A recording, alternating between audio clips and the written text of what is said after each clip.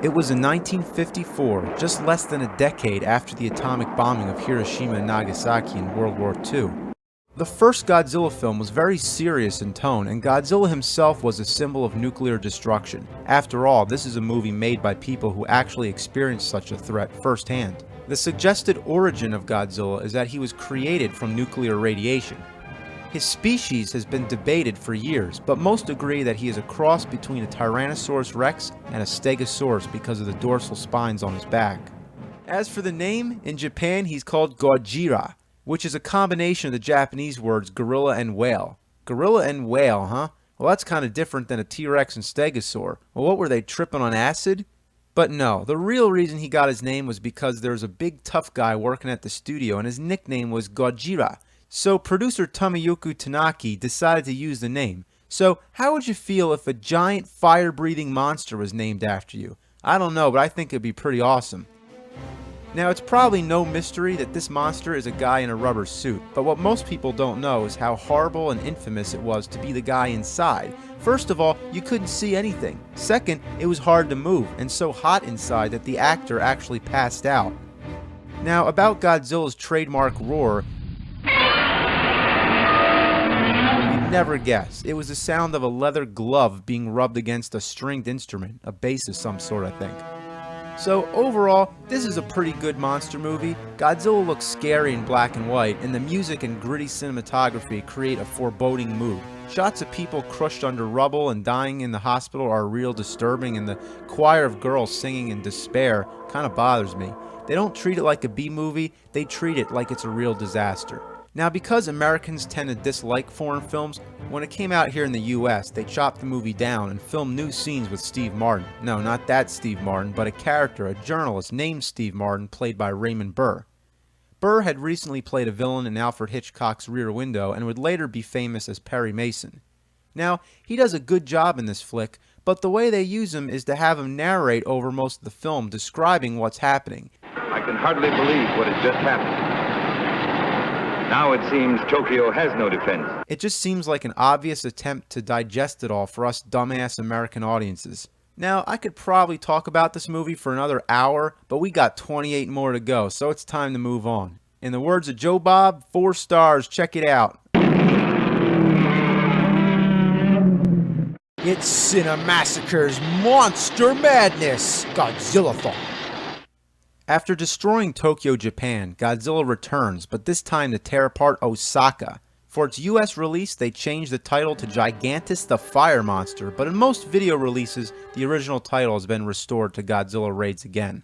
It's not Gigantus, it's Godzilla, damn it. Even though the movie was made right after the first one, the grim tone of the original is already lost. It opens with the narrator talking over stock footage of nuclear bombs, but here it just seems cliche as this is a convention of the 50s monster movies. But it's classy in that B-movie sort of way. So not only did they bring Godzilla back, but they also brought in another monster named Anguirus or Anguirus. I don't know, they tend to pronounce the name in several different ways as the series progresses.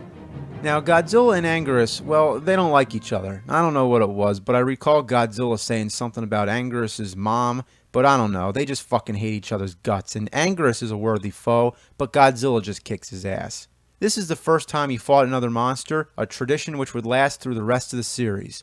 Another tradition is this pagoda that gets destroyed. Now, Godzilla's rubber suit was slimmed down a lot from the first film because it was just too damn heavy, and having to battle another monster would only make matters worse. There's an art to making people in rubber suits appear large, and they did a good job in the first movie by filming from low angles and with proper atmospheric haze and camera speed, but this one comes off a little cheaper and probably has the worst shot of Godzilla ever. An aerial view from a helicopter, and he isn't even moving. He looks just like my foot-tall Godzilla action figure. Still, it's a fun movie, and it ends with a great scene where the fighter jets keep blasting at the ice and cause an avalanche which buries Godzilla in a state of frozen hibernation. And how ironic, because hibernation was exactly what Godzilla would be doing for the next 7 years. Meanwhile, Toho, the studio that produces all these movies, began to experiment with other monster flicks. There's Rodan, the Mysterians, Varan the Unbelievable, and Mothra. But after that, Godzilla would make a comeback in the most legendary monster mash of all time. It's Cinemassacre's Monster Madness Godzillathon.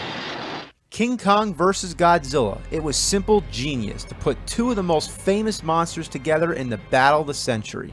It was the American monster against the Japanese monster. It was the East versus the West. And on top of that, this is also the first time both monsters appeared in color. Now, Godzilla had been in hibernation for 7 years, but Kong hadn't been in a film since 1933, and now it was 1962, so it was really about time for him to make a comeback. But realistically, well, nothing here is realistic, but if you were to compare the original Kong with Godzilla, there really wouldn't be much of a fight. Kong was about 25 feet tall, whereas Godzilla was about 167 feet tall, and if you go by the English dub of the first movie, he's 400 feet tall. Besides, regular machine gun bullets from some planes was enough to kill Kong, but Godzilla gets hit by bullets, bombs, and missiles all the time. He's indestructible. Oh, and another thing, he breathes fire, so it's really not fair. But even more hard to believe, it was originally going to be Godzilla vs. Frankenstein. So, scrapping the idea of the classic stop-motion effects, which are costly and time-consuming, Toho made Kong into a rubber suit and beefed him up to Godzilla's size. But at the end, the two monsters duke it out on the slopes of Mount Fuji. It's awesome. Kong throws rocks, using his tail, Godzilla flips one of them back. The fire definitely poses a threat, but Kong keeps coming. He's clearly the underdog of the fight. He gets his face smashed right into a rock, and every time he gets up, Godzilla puts him back down. Then there's the drop kick, which is the only bit of stop motion in the movie. Well, it's really not a fair fight. That is until Kong gets struck by lightning. Yeah, I forgot to tell you that. Lightning makes him stronger. Another indication that he was originally meant to be Frankenstein. But anyway, this is where the fight really starts. My favorite part is when Kong takes a tree and shoves it down Godzilla's throat. That's hilarious. He should have shoved it up his ass. Then there's this part where they look like two hand puppets. It's great. Now, for years, there was a rumor that there were two endings for the film. Supposedly, in the Japanese version, Godzilla wins, and in the American version, Kong wins. This has been documented in books, and remember, this was before the internet. So, yes, as a kid, I used to go to the library and read about Godzilla. It was hard to even find a video rental store that had a copy of any of these movies. But with the advent of the internet, the truth is out. The double ending is a steaming load of bullshit. However, the film itself was altered a lot for its American release by Universal, adding scenes with American actors and recycling music from their horror classics like The Wolfman and Creature from the Black Lagoon. But anyway, who wins the fight? Well, that's up to the viewer to decide. Check it out. It's a great, fun, cheesy monster movie. Now, as much as I hate to say it, but just for technology's sake, it begs for a remake. If they would remake King Kong vs. Godzilla with love and affection for the original movie, then do it. Come on. Oh yeah. You want to know about the Frankenstein thing, right? Alright, so Willis O'Brien, the creator of the original King Kong, suggested a movie where Kong fights a monster that was created by Dr. Frankenstein by sewing together pieces of different animals. But before production, Toho decided to change Frankenstein to Godzilla. But without wasting the idea, Toho actually made Frankenstein Conquers the World, featuring a Godzilla-sized Frankenstein monster who fights another creature named Baragon.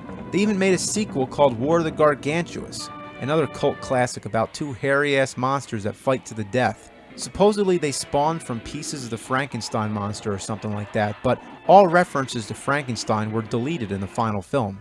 Now, the Frankenstein monster came from Germany, so I bet that it was pretty disappointing for German fans to see mention of their monster removed from the film. So, I don't know how much of this is true, but from what I've gathered, the German release of the film reinstated Frankenstein in the plot, and not only that, but in several of the Godzilla films they explain that the monsters that Godzilla fights are all created by Frankenstein. And that Jet Jaguar is actually supposed to be King Kong in a robot suit. But anyway, we got a while before we start talking about Jet Jaguar. I mean, there's a lot of stuff coming, and this is just Godzilla. I'm not even going to go talk about Gamera yet or anything like that, and I could talk about this stuff for hours. I mean, I just love this shit. It's Cinemassacre's Monster Madness Godzillathon. This one is considered by fans and critics to be one of the best of the series. The creature Mothra had already starred in her own movie, Mothra. She's basically a giant moth or a butterfly, but she's a good monster who only causes destruction when her twin fairies are in trouble. It may sound weird, but that's only because it is. Now in Godzilla vs. Mothra, she lays an egg, but proves to be a rather irresponsible mother because she loses it. A typhoon washes it ashore, where it's discovered by a corporate asshole who wants to make money off it. He makes for a good human villain. The fairies show up and warn him to release the egg, or else Mothra is gonna throw a shit fit. Not only does he refuse, but he kidnaps the fairies too. What a dick. But then Godzilla shows up, making one of his most unusual appearances ever, rising from the ground. Now, Godzilla is one clumsy bastard. He gets his tail stuck in a tower and he trips and falls into the pagoda. But how can you blame him? Remember, the actor's head is inside the neck, so he can't see a thing. There's also a scene where the pyrotechnics go haywire and set the head aflame. Luckily, the actor wasn't injured, and for an accident, it looks pretty awesome. Godzilla's just badass in this movie. I mean, he always is, but this is the one that established how indestructible he really is. They try everything to stop him. Battleships, no good. Tanks, oh no, no way. Planes, Electricity, hell no. And look at that. You ain't nothing. Boom. They drop a net and just blast the shit out of him, but nothing works. He just keeps trudging forward, demolishing everything in his path like a force in nature, killing everybody like a villain in a slasher flick. So what can Mothra do about it? Well, the idea of a butterfly fighting Godzilla may sound ridiculous, but it's actually a pretty good fight, even though her only methods of attack are flapping her wings around, spraying a deadly pollen, and dragging Godzilla around by his tail. But just when you think it's over, Mothra's offspring hatch and two little baby Mothras take on Godzilla in the final battle. What a great flick. In the US, the title was changed to Godzilla vs. The Thing. You mean that thing? Or this thing? Or that thing? Or do you mean Mothra? I think they were smoking crack. It's Cinemassacre's Monster Madness, Godzillathon. Ghidra the three-headed monster is one of the most important entries in the Godzilla series, because it's the first to introduce Ghidra, a three-headed dragon from outer space who shoots lightning at his mouth. He doesn't even have to, he just flies over stuff and the wind destroys everything. There's that pagoda again. Well, Ghidra would become the most popular recurring villain in the Godzilla series, and would later be referred to as Ghidorah. They also bring back Rodan, a pterodactyl sort of creature, and this is Rodan's second film, but first to appear alongside Godzilla. Now, throughout the film, Martians control the mind of a princess and use her voice to speak to the people of Earth and warn of the monster crisis. Meanwhile, there's assassins trying to kill the princess, so why couldn't the Martians choose somebody who's not a target? Godzilla and Rodan spend the whole movie fighting, further proof that Godzilla can't get along with anybody. This is my favorite part right here. Watch, it's the dick drop. Oh, that's gotta hurt.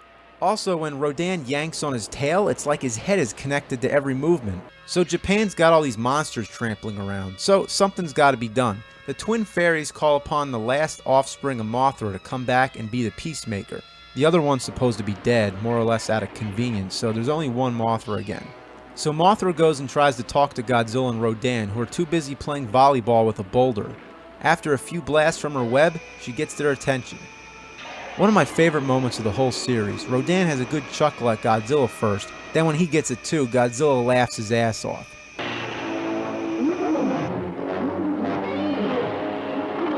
Applying human traits to these monsters is where it started to gear towards the younger audience. It's a great scene, and they all sit around and do monster talk while the twin fairies translate for us. Oh, Godzilla, what terrible language!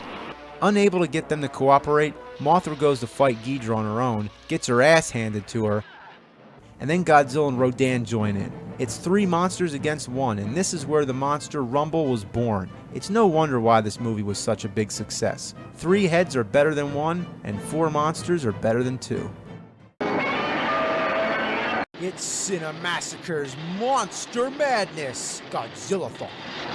In the 1960s, the theme of space exploration was very popular. The original Star Trek TV series is one major example, and that's kind of how this feels, like a Star Trek episode with a little bit of Godzilla thrown in.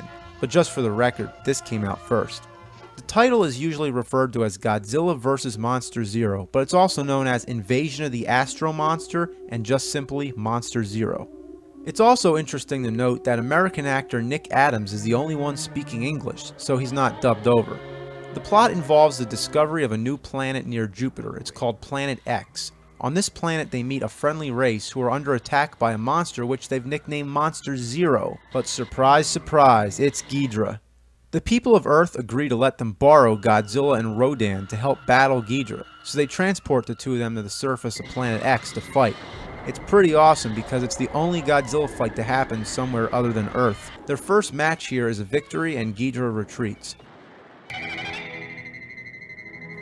Oh my god, what the hell is he doing? This victory dance is one of the most famous moments of the whole franchise because it has no purpose in the film and it's completely ridiculous. So the people of Planet X have something else up their sleeves. Ghidorah was in their control all along. Using magnetic waves, they also take control of Godzilla and Rodan and unleash all three monsters on Earth. I guess don't ever help an alien because all they want to do is take over the world.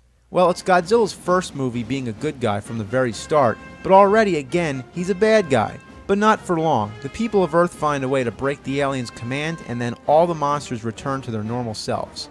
And what's that mean? They fight. Mothra was originally scheduled to join the madness, but the budget was getting out of hand, so she got scrapped.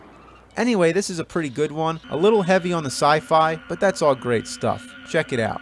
Oh yeah, we gotta see the dance again. That's awesome. It's Cinemassacre's Monster Madness, Godzilla-thon. Godzilla vs. the Sea Monster involves a group of people who get stranded on an island where there's a secret organization producing nuclear weapons. They capture anyone living on the island and use them as slaves. Nobody can escape because the bad guys also have a giant monster named Ebra under their control who guards the island. Lucky for the good guys, they find Godzilla sleeping in a cave, so they wake him up by attracting a bolt of lightning with a sword. And from there he does battle with the enemy planes, tramples on their base, and fights Ebra. Godzilla looks like the Cookie Monster, and he likes volleyball. This is pretty awkward.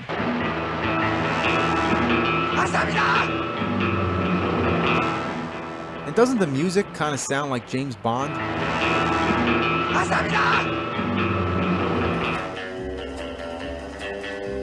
Even Mothra makes an appearance in adult form and has a brief encounter with Godzilla. He also fights a giant bird, which is probably the worst Godzilla fight ever because you can't even see what's going on. Should have been the giant claw. Originally, Godzilla's part was written for King Kong. Yeah, after King Kong vs. Godzilla, Toho followed it up with King Kong Escapes, in which Kong fights Robot Kong. But then they were going to have Kong star in this movie, but decided that Godzilla would be more profitable. When you watch the movie, it seems obvious. First of all, they wake Godzilla with electricity, just like in King Kong vs. Godzilla. But that was originally written for Frankenstein. So wow, from Frankenstein to King Kong to Godzilla. Also, Godzilla sort of has a curious romantic interest in a human female, which is another trait that's more like Kong. This tends to be a weak entry in the series. Godzilla doesn't even wake up until like an hour in. So if you want a few laughs, go for it. Otherwise, stay away. It's Cinemassacre's Monster Madness, Godzilla-thon. Oh man, Son of Godzilla. Now we're really getting started, in a very weird sort of way.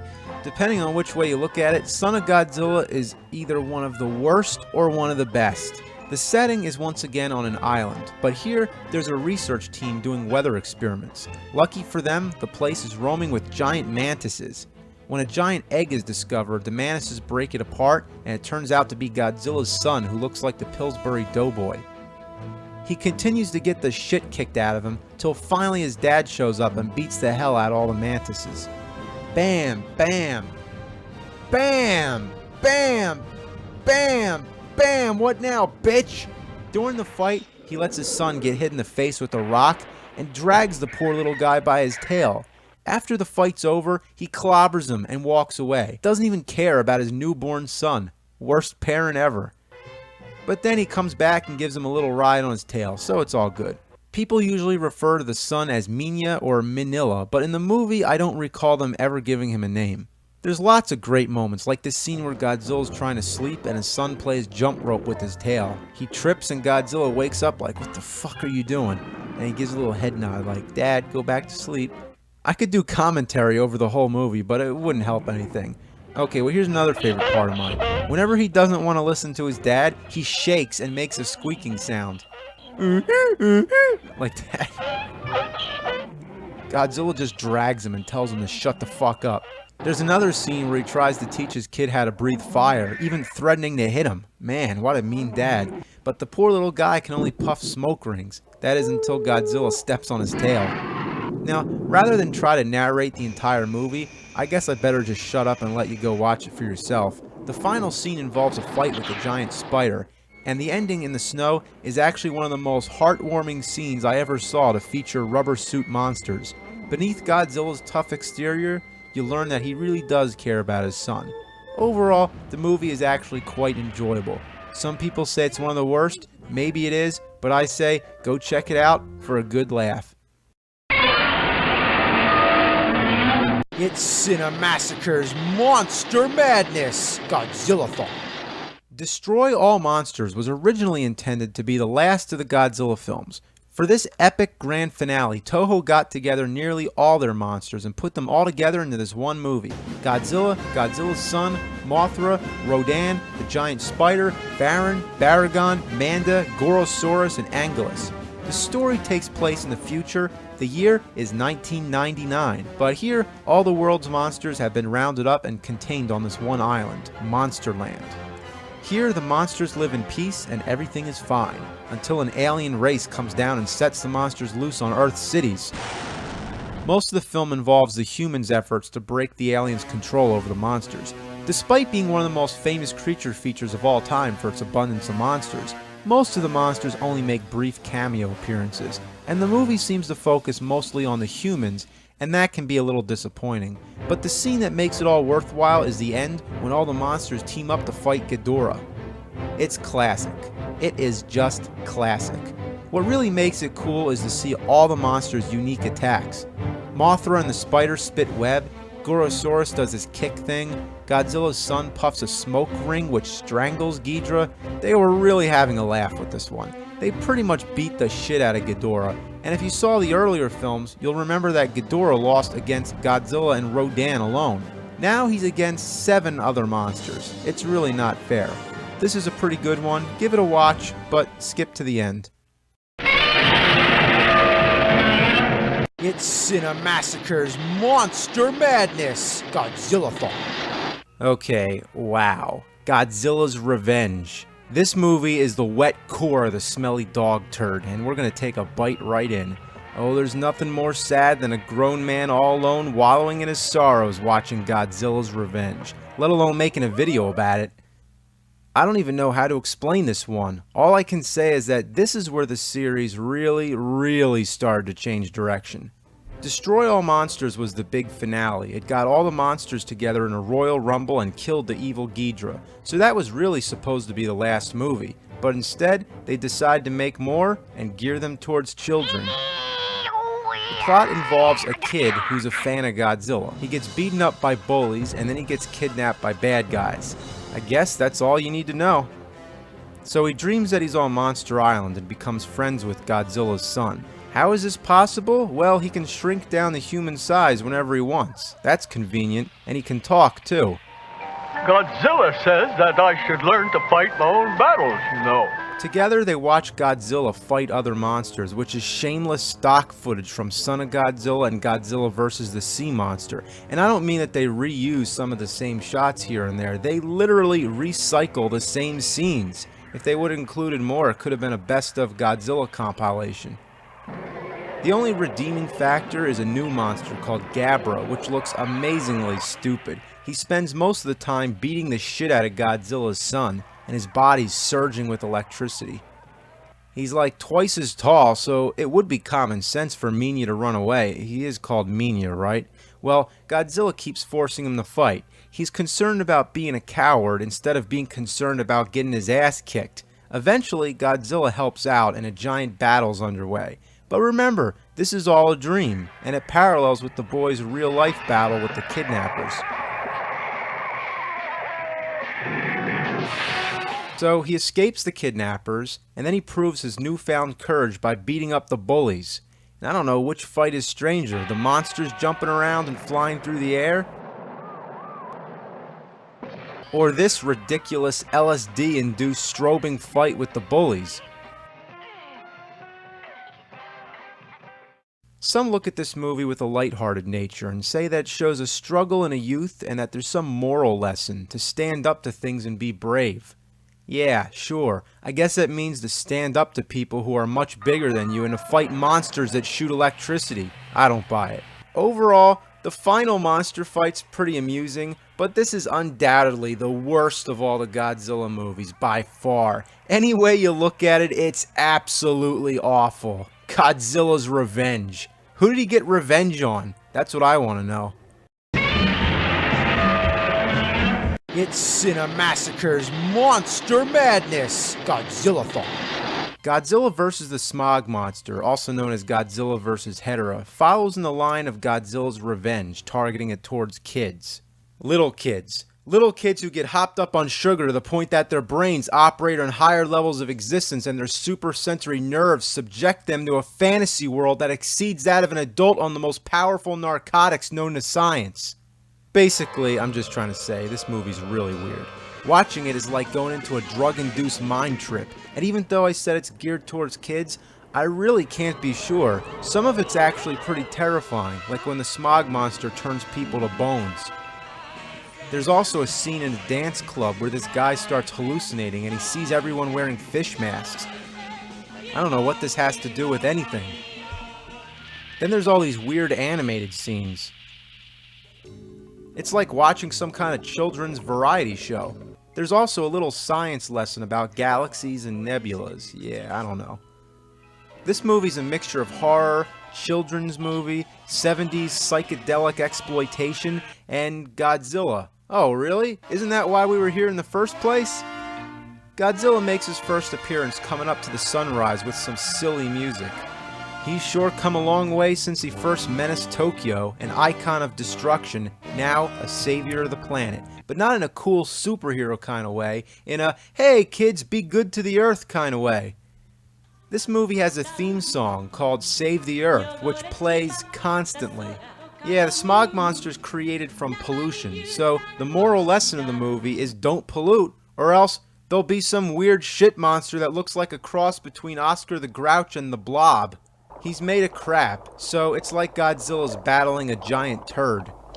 Godzilla fights by waving his arms and dancing around. The smog monster fights by throwing Godzilla into a pit and dumping its body of dookie slime all over him. Ugh, it's nasty. He basically shits on everything in sight. I can't believe they did that to a cat. He can also shoot lasers at his eye. Big deal. Godzilla pretty much beats the shit out of him, literally. He just digs into Hedorah's body, pretty much empties all his guts. It's the messiest monster battle ever. He also finds 2 white orbs. At first I thought that these were supposed to be his eyeballs, but you still see the eyes afterwards, so I don't know what the hell these things are supposed to be and why they're in the movie. The whole film is plagued by strange moments such as these. There's a scene where we watch a building crumble, and there's no sound effect or soundtrack whatsoever, it's just silence. Then there's a part where the kid spots Godzilla while up on a roller coaster. It does like this weird freeze frame and we see Godzilla silhouetted like a black splotch pasted on the background. I don't know, I've always just found this part really weird. Well, actually the whole movie's really weird. But nothing takes the cake like this. Just watch.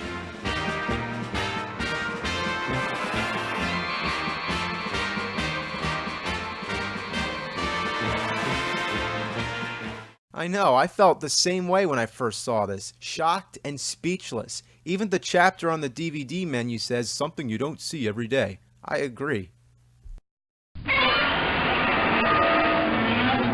It's Cinemassacre's Monster Madness, Godzilla-thon. Godzilla vs. Gigan, oh boy. This one just tips the crap scale. It's a shit fest that has to be seen and be believed. I think it stinks. When it was released in the US, they changed the title to Godzilla on Monster Island, even though only a few seconds of the movie actually takes place on Monster Island.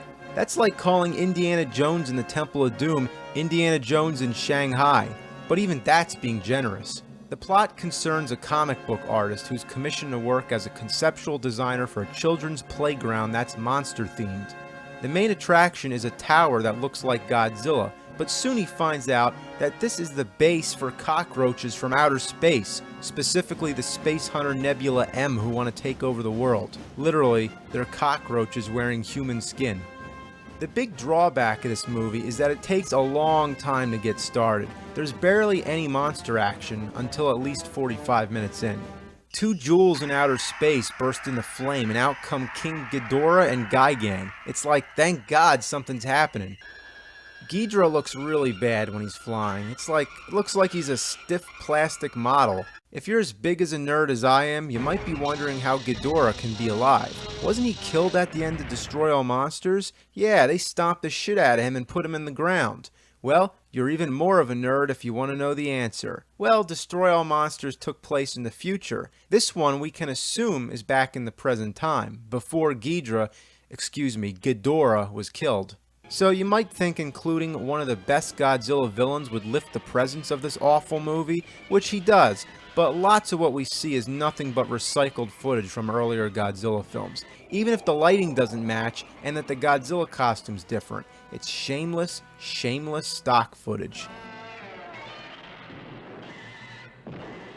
At least we get to see Godzilla get blasted in the balls again. That's pretty funny. But let's talk about Gigan. For one of the worst Godzilla movies, he's actually one of the most interesting monsters ever seen. He's a weird thing. I don't even know how to describe it, but you can see for yourself. He's got metal hooks for hands and a buzzsaw on his chest. Oh, and by the way, the monsters are being controlled by the cockroaches. Oh, did you guess that already? Yeah, you're catching on. But the military sure doesn't catch on. When are they going to learn that planes can't kill giant monsters? It never worked before, so why would it work now? So Godzilla comes to save the day and he brings with him sidekick Anguirus. And as if this movie hasn't already been pretty strange, the monsters start talking.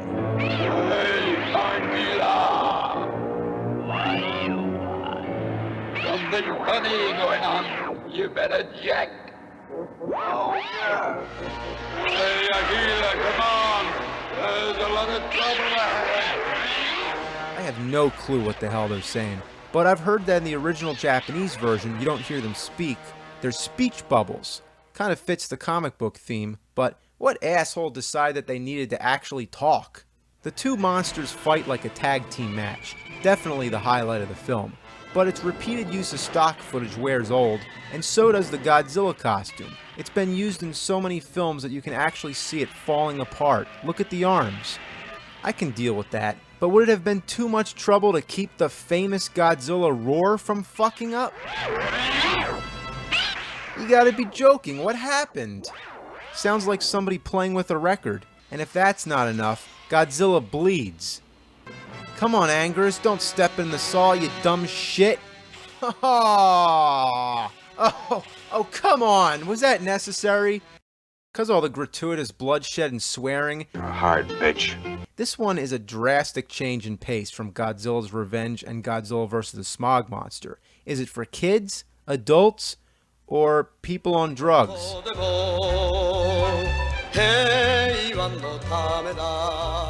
Yeah, people on drugs. It's Cinemassacre's Monster Madness, Godzillathon.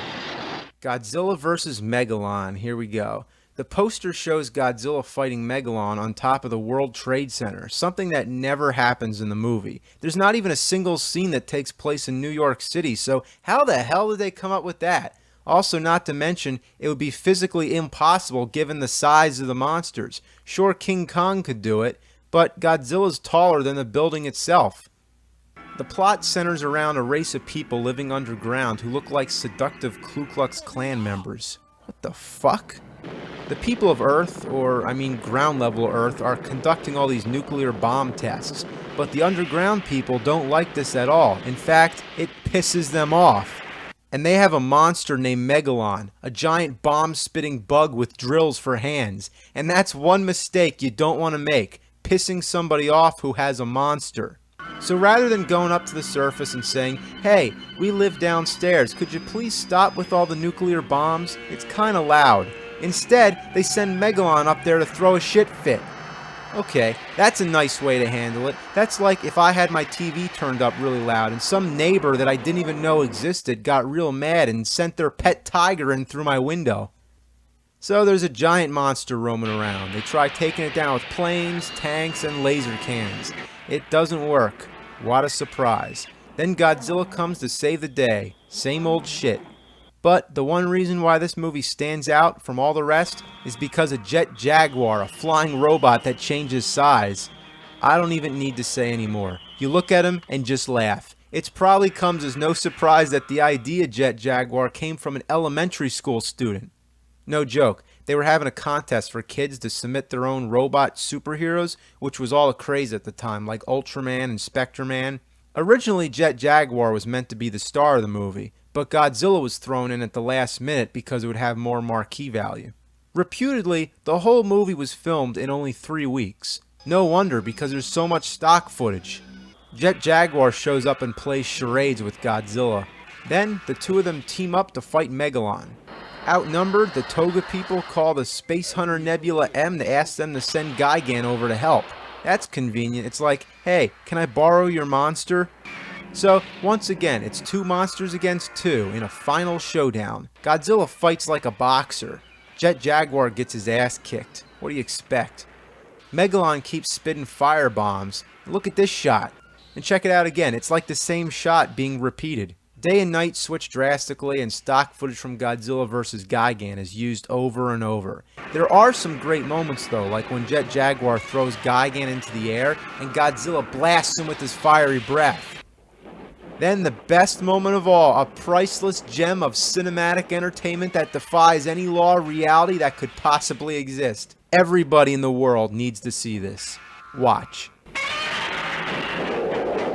Yeah, that's what I'm talking about.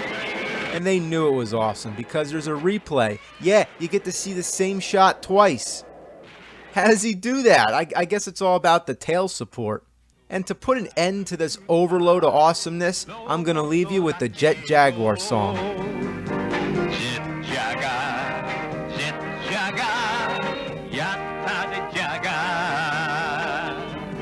Yuke yuke wa o mamoru tabe, minna no odoroku yuki o miseru. Godzilla to Jaguar de punch, punch, punch, punch, punch, punch. 泣くな僕らも頑張ろ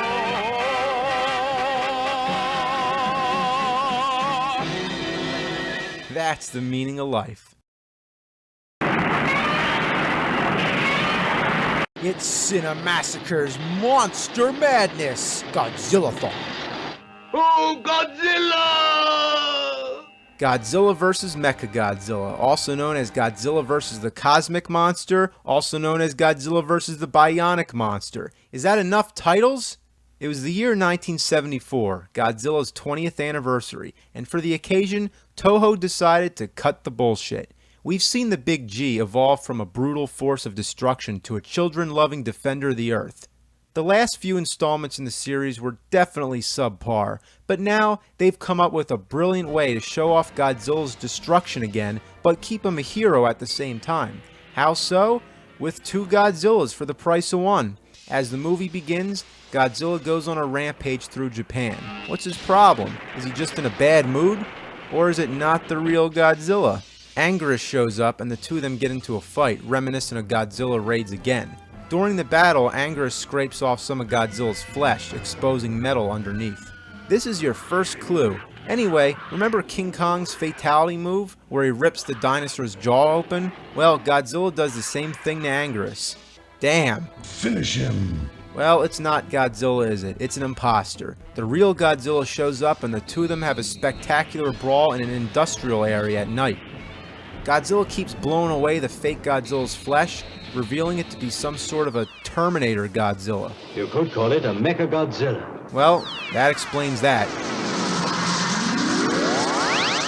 Wow, now time to show off the weapons.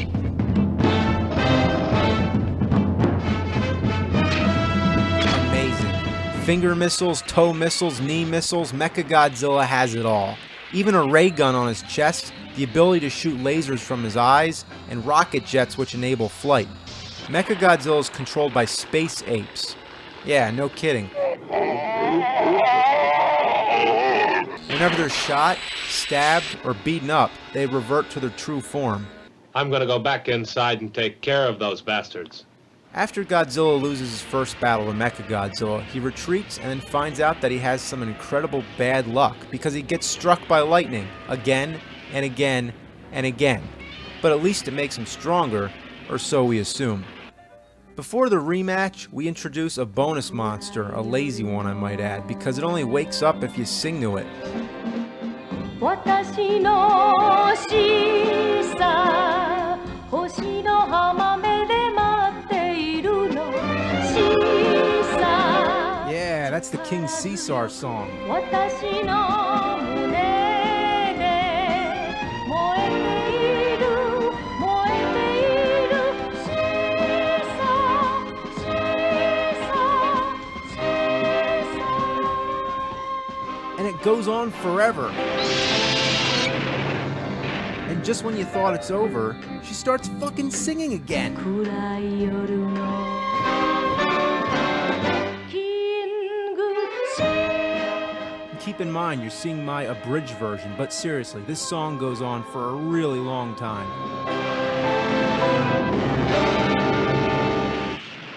Then he wakes up with a random explosion. Wouldn't it be cool if there was an explosion every time he got out of bed in the morning? He's like a lion god or something. One of the weirdest monsters ever, but everybody likes him a lot. Too bad, because Mechagodzilla beats the living crap out of him, and then Godzilla comes to help. It's an awesome fight. Mechagodzilla shows off more of its skills. It can spin its head around, creating a force field. It can also face backwards so that it can shoot from behind and front at the same time. Mechagodzilla just unloads all his firepower and turns Godzilla into a blood sprinkler. Eventually, Godzilla turns himself into a magnet. Whether it's from Mechagodzilla's darts or from the contained power of lightning, I don't know, but lucky for him, he's able to pull Mechagodzilla toward him and twist his head around till it comes off. Surprising, because his head seemed pretty flexible before. This is a great entry in the series, delightfully cheesy and enjoyable. Damn Godzilla. It's Cinemassacre's Monster Madness, Godzillathon. Terror of Mechagodzilla was originally known in Japan as Mechagodzilla's Counterattack, and the first US translation was called Terror of Godzilla, even though Mechagodzilla is clearly the bad guy of the movie. Somebody has a serious titling problem. But maybe it was a foreshadowing of what will come next. But let's not jump ahead. The movie's a direct sequel to the last one, with the aliens rebuilding Mechagodzilla. Too bad they don't ever turn back into apes, they just wear these ridiculous silver jumpsuits the whole time. They join forces with an angry scientist, Dr. Mifune, shunned for his strange experiments with sea life, who seeks revenge on humanity. For being dismissed in the field of science, what better revenge is there than to take control of a giant sea monster and send it to destroy cities? The new monster's name is Titanosaurus. There's not a whole lot to this creature, just a more aquatic looking version of Godzilla. His special attack is using his fins to cause heavy windstorms. For a decent looking monster, he sure has an annoying cackle. My favorite part of the whole movie, and probably one of my favorite little moments of the whole series, is when Godzilla makes his first appearance. Check it out.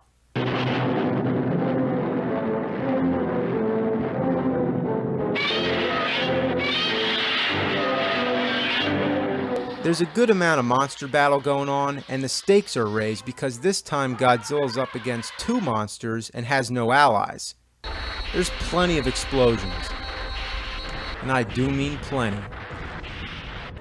Mechagodzilla doesn't have anything new, no fancy head-spinning tricks, but he still has an incredible supply of ammunition.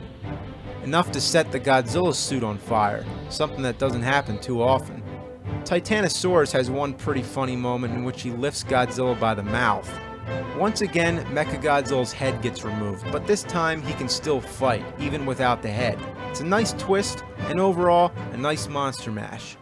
In the final shot, Godzilla returns to the sea. It's an appropriate farewell because for the next 10 years, Toho gave the monster star a much-deserved rest. This concludes the original Godzilla series. It's Cinemassacre's Monster Madness Godzillathon. After a decade-long rest, Toho finally brought their famous monster star back, this time with a bigger budget and modern look. After Godzilla evolved into a superhero, they decided to make him a bad guy again, a deadly force of destruction, a pivotal decision that would affect the rest of the series. It was released in Japan in 1984, simply titled Godzilla. But this was not a remake, it was a direct sequel to the original, ignoring everything that happened in between, but still taking place 30 years later.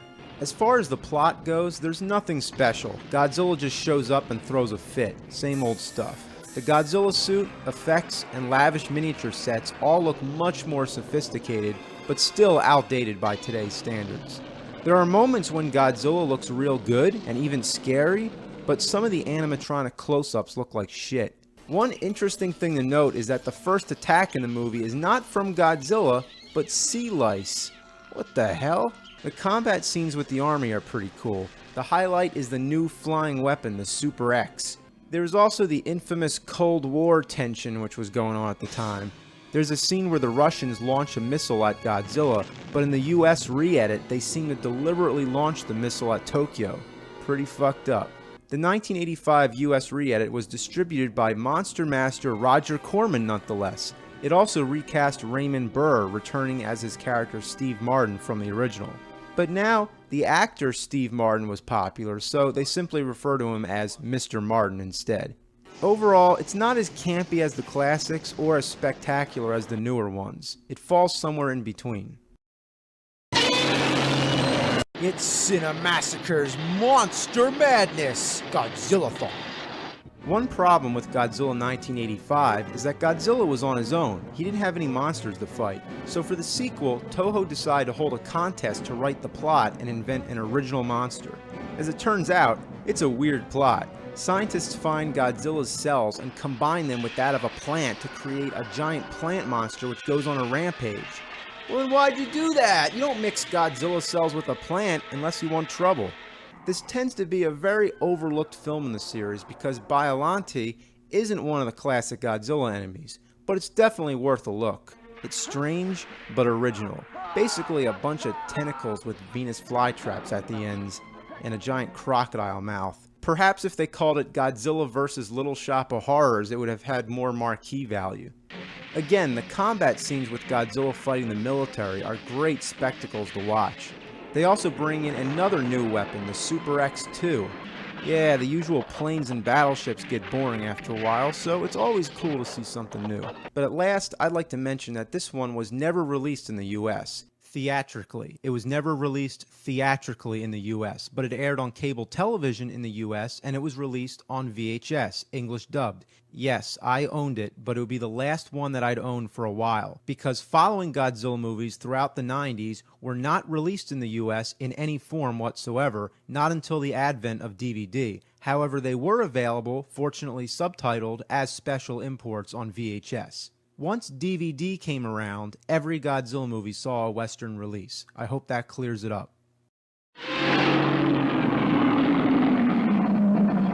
It's Cinemassacre's Monster Madness Godzillathon. Godzilla vs. King Ghidorah. This is one of the best of the entire franchise. It features a revival of Godzilla's most memorable adversary, it has outstanding action sequences, and an intriguing plot involving time travel. It also explains the origin of Godzilla. Of course, we know that he was mutated by some kind of nuclear radiation, but what we learn here is that he was originally a dinosaur, a Godzillasaurus. Why do we need to know that? Well, because it's important to the plot. Evildoers from the future come back before Godzillasaurus was mutated and moved him from his island, replacing him with 3 cute little creatures called Dorats. When the atom bomb goes off, it merges the little guys into Ghidorah, who's under the bad guys' control. So basically what they did was erase Godzilla from history and replace him with their own monster to destroy Japan. So the only thing that could stop Ghidorah is Godzilla, but unfortunately he doesn't exist anymore. But luck has it, a new Godzilla is created by a nuclear sub. So the good news is Godzilla's back, and the bad news is Godzilla's back. Supposedly he's bigger and badder than the last Godzilla, and he still causes destruction. I gotta tell you about my favorite scene. There's a Japanese war veteran who claims that his life was saved by the Godzillasaurus in World War II. To make a long story short, he gets all sentimental about Godzilla and thinks he's his friend.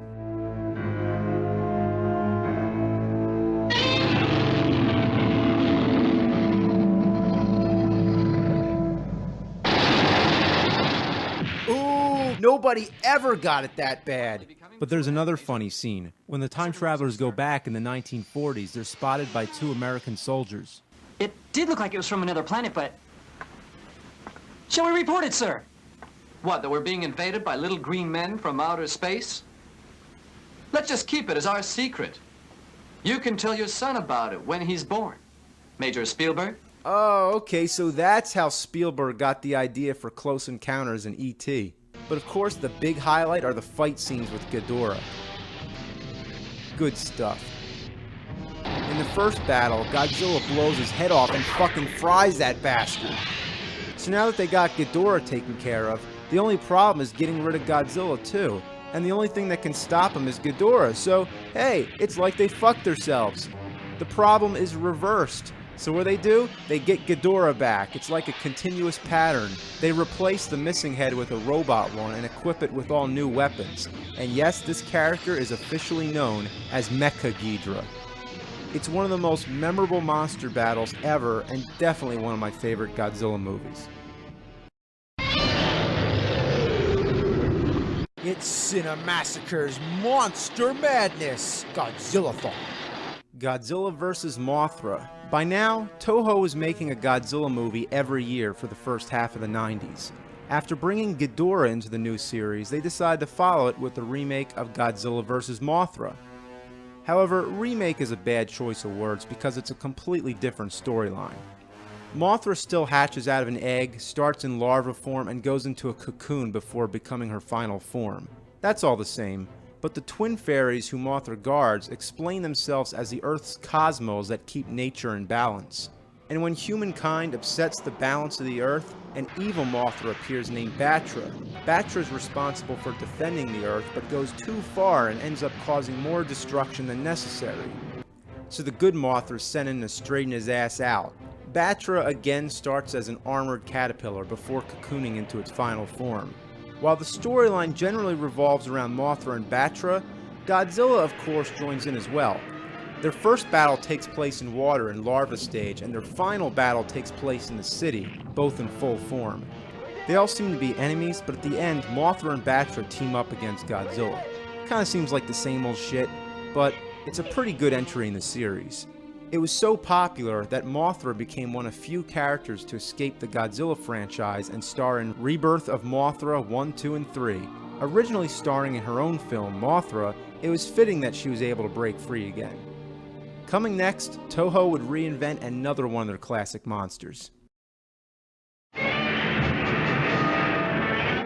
It's Cinemassacre's Monster Madness, Godzillathon. Toho was on a roll, remaking all their classic monsters. First King Ghidorah, then Mothra, and now Mechagodzilla, not to mention Rodan and Godzilla's son, too. The title is usually referred to Godzilla vs. Mechagodzilla 2, even though it would actually be the third movie to feature Mechagodzilla, but this is the second time the character's been introduced. The interesting thing was that before, Godzilla was the good guy and Mechagodzilla was the bad guy, but now the roles have been reversed. 2 films prior to this, Godzilla and Ghidorah fell into the ocean, so now they lift the robotic armor from Ghidorah out of the ocean and use it to create Mechagodzilla to defend the people of Earth from Godzilla. When comparing this Mechagodzilla to the old one, I have conflicting opinions. On one hand, I like the fact that this one actually looks like it's made of metal. It has that shiny finish opposed to that old dull look of the last one. But the new one has that dopey expression on its face. The old one actually looked mean, so yeah, I prefer the classic Mechagodzilla. So a team of scientists find an egg which holds a baby Godzilla. Rodan comes in and tries to eat it, but Godzilla defends his son. Godzilla and Rodan never got along too well. The humans take the egg, it hatches, and a new baby Godzilla is born. Then Godzilla comes to destroy the city, and they turn Mechagodzilla loose. So Mechagodzilla blasts Godzilla with his Mega Buster, laser cannon, plasma grenades, paralyzer missiles, and shocks him with an anchor. Godzilla gets fucked up pretty good. Fortunately, Godzilla is able to reverse the shock and cripple Mechagodzilla. But you can't guess what happens next. Yeah, they send out the army tanks. Will they never understand that tanks don't do jack shit to Godzilla? It's the equivalent of touching your hand to a hot stove over and over. Just give it up already. The humans do a bunch of experiments on the baby and find out that he has another brain up his ass. Nah, just kidding, it's in his tail. So they assume that Godzilla does too, and they plan to use this knowledge to gain an advantage. Also, this baby Godzilla looks pretty good, like a small reptile. Way better than Minya from Son of Godzilla. Minya looks so stupid in comparison. There's a scene where Rodan flies over the Magic Kingdom in Disney World. Too bad he didn't stop off and take a shit all over Space Mountain. Anyway, soon after, Rodan and Mechagodzilla go at it, and Mechagodzilla beats the shit out of him. Afterwards, Godzilla comes back to fight, but Mechagodzilla combines with another weapon and turns into Super Mechagodzilla. In the original ending, Godzilla died and the son lived on, but instead they saved that ending for Godzilla vs. Destroyer. Overall, this is probably my second favorite Godzilla movie from the second series. It's a good one. It's Cinemassacre's Monster Madness, Godzilla-thon. Godzilla vs. Space Godzilla begins with scientists who are making a giant robot nicknamed Mothra, just a big dumb-looking robot that makes me think of Mechagodzilla, except less cool. Mothra's first appearance was actually in The Mysterians in 1957. Mothra actually makes an appearance. You see, there's an explanation that somehow Godzilla cells got carried on to Mothra when she flew into space, and that the cells went into a black hole and mutated as Space Godzilla. Now, as ridiculous as it sounds, I'll accept that, but they offer another explanation, that the cells came from Biollante, a creature spawned from Godzilla cells and plant cells, and that after fighting Biollante, the cells drifted up into space. I've never heard a movie give two elaborate explanations to anything like that, when one was clearly enough. Also, let's not forget that Godzilla vs. King Ghidorah altered the timeline and meant that Godzilla never existed until that movie, which means that there couldn't have been a Biollante since there were no Godzilla cells. Oh, I don't know, fuck it. Later, there's a team on Birth Island and they see baby Godzilla, who's now a little older and starting to look more like Minya from the old series. Zilla says that I should learn to fight my own battles, you know. Of course, because he's the son of the king of the monsters, he has to look like a cute little Pillsbury Doughboy. What the hell? Then Godzilla comes out of the water and they shoot him in the back of the head with a mind control device, but that doesn't work at all. Next, Mothra comes in contact with Space Godzilla, who's on his way to Earth. Mothra gets his ass kicked. Yeah, the effects are still great, but some of this comes off as being rushed. There's even a scene where Godzilla's tail falls off. Also, Space Godzilla is just a really dumb name. So, Space Godzilla lands on Birth Island. Junior walks up to him like the dumb shit he is. Did he think Space Godzilla was his dad? Man, kid's no dick. Anyway, so Godzilla comes along and attempts to fight, but Space Godzilla kicks his ass and kidnaps his kid. You know, Gabber never even tried that. Space Godzilla's just a creep. Next, Space Godzilla fucks up a bunch of cities and then creates big, huge-ass crystals that become his new fortress. So, Godzilla and Mothra head toward it to stop Space Godzilla and rescue the baby. When they arrive, Mothra shoots a bunch of shit at Space Godzilla. Missiles, chest lasers, and even does a screw attack. Yeah, not like Samus though. Space Godzilla is pretty powerful. He uses spikes from his fortress as missiles, and even has a shield to deflect Godzilla's atomic breath. The pilots find out that Space Godzilla is getting his energy from a large tower, which Godzilla and Mothra demolished. Then Godzilla and Mothra try to destroy the crystals in Space Godzilla's body, but he gets fucking pissed and he impales Mothra with his tail. They use the same idea in Metroid Prime when Samus is fighting the Omega Pirate boss. Samus has to blow off the shoulder crystals just like in this movie. Anyway, Godzilla ends up just killing Space Godzilla with the fire breath again, just the same way he did to Super Mechagodzilla. Overall, it's a good addition to the franchise, but not without its flaws. It's Cinemassacre's Monster Madness, Godzilla-thon. And so we come to the final Godzilla movie of the second series, Godzilla vs. Destroyer! While the second series was a great revival of the franchise, it was nice that they didn't let it drag on until it got stupid. And being that this was the 40th anniversary of Godzilla, Toho decided that this should be the last one, and so it came that Godzilla died. It was a big deal. It was like when Superman supposedly died, or when Beavis and Butthead were supposed to die, even though they didn't. But it was such a big deal that I remember hearing about it on the news. And this was in the USA, so what do we care? These movies weren't even being released here anyway. But still, the news of Godzilla's death heard around the world. But anyway, let's talk about the movie. It begins with one of the most incredible title screens ever.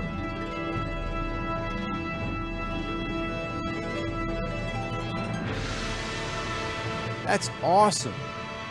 The opening scene depicts Godzilla attacking not Tokyo, but Hong Kong, and glowing red. What's wrong with him? Well, you remember how he was born from nuclear radiation? Well, his heart is a nuclear reactor and it's melting down. That's the actual explanation in the movie, I'm not kidding. This burnt form of Godzilla is also in the Nintendo Wii game, Godzilla Unleashed. So anyway, his heart is on the verge of atomic explosion that'll blow up the whole universe. Pretty fucking extreme.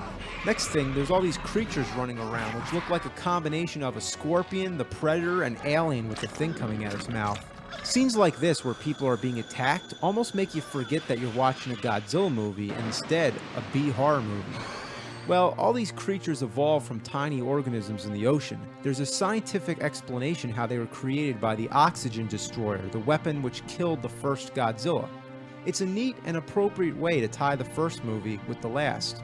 So the monsters keep evolving until they all merge into one. The name of the monster, surprisingly, isn't Destroyer, it's Destroyer! Yeah, that's the official name, Destroyer! It's spelled just like that. Maybe because they couldn't trademark Destroyer, but I don't know. So they send out a plane and it freezes Godzilla. It's actually a pretty cool effect when his face freezes. And once again, they send out the army to fight the giant monsters. It's been 22 damn movies and they still don't get it? Give it up! Well, baby Godzilla's back this time, called Godzilla Jr., and this time, he actually looks like Godzilla. And it's about time. Shouldn't he resemble his own father? He gets into a fight with the evolving Destroyer and actually beats him. Junior and Godzilla get together to celebrate, I guess, but then the final form of Destroyer makes his appearance. He looks like the goddamn devil. Destroyer grabs Junior and drops him into a building, then blasts it apart, basically killing him. He drags Godzilla all around and slices him up. It's actually pretty disappointing that Godzilla gets his ass kicked and that he never actually beats Destroyer. He sure fights back, but it's the army that ultimately takes him down. What the hell? After it's all over, Godzilla finally starts to melt down, but the army uses their freeze cannons to cool him down so the explosion doesn't kill everybody. Surprisingly, watching Godzilla die is pretty sad, but all the energy from his body goes into his son, who grows to full Godzilla size. I guess they were hinting at another Godzilla series following the son, but they never followed up on that idea. The credits roll over black and white stills from all the Godzilla movies. It makes you feel sentimental, it really does. Anyone who thought that this was the last Godzilla movie had no clue what was coming.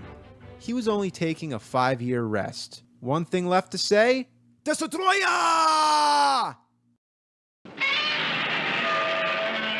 It's Cinemassacre's Monster Madness, Godzilla-thon. Honestly, I shouldn't even be giving this movie a review. It has no purpose on our Godzilla-thon because it's not a real Godzilla movie. But because it bears the name, I feel as if I have to address it. To date, this is the only Godzilla movie made outside of Japan, and it turned out to be a big mistake.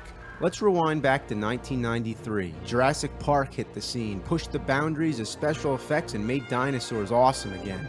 I remember reading a newspaper article at the time that TriStar acquired the rights from Toho to produce an American remake of Godzilla.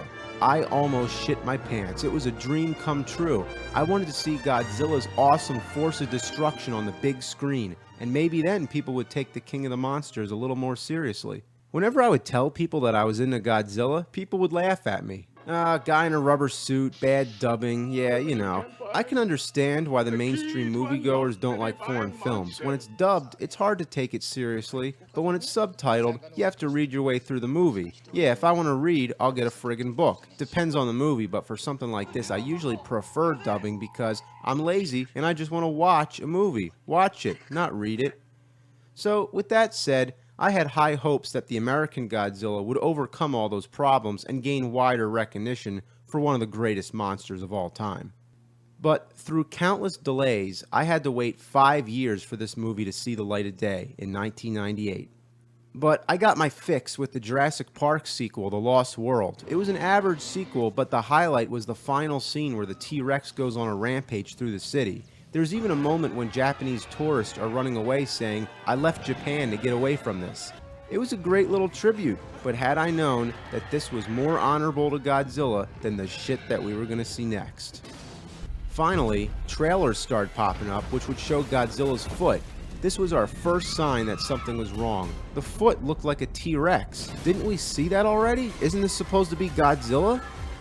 Then the marketing campaign picked up. You couldn't look anywhere without seeing advertisements, like a bus would drive by with a sign that says, "His foot is bigger than this bus." And there was the slogan, "Size does matter." There was even a music video by Puff Daddy and Jimmy Page, one of the most shocking musical collaborations ever. So all the hype definitely amplified the disappointment, but let's start talking about the movie. It stars Matthew Broderick as a scientist. The plot is nothing more than you'd expect, just a lot of shitty dialogue. But the main focus of what I want to talk about is Godzilla.